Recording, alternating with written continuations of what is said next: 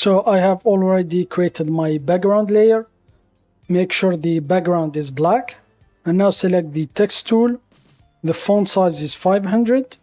The style is filled and the color is white. Left click and now type your text. And now Ctrl A to select all text. And now I'm going to change the font. So I'm going to change it to Poppins Extra Bold. Select the alignment tool. Make sure the align is relative to the image. And now let's align it horizontally and then vertically. And now I'm going to merge down the text layer with the background. So I'm just going to click on this icon here. So let's select another tool. And now I'm going to create a new layer. Click on this icon. Fill it with transparency and then press OK. And now select the gradient tool. So the foreground color is white, the background is black.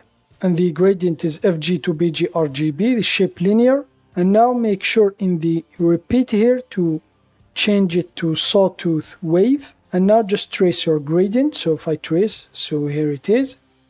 And now I'm going to decrease it. So here.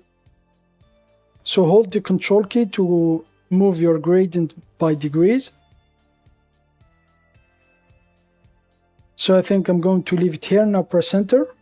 And now I'm going to hide this layer for now. So here it is. Select the background layer with the text and the black background. Go to filter, map, and then select displace. And now since I want to displace it or move it in the horizontal axis, left click here on the horizontal radial, left click on the image here. And now choose the image. This is the image. It's this one here. Select it. And now I'm going to select my gradient layer I created.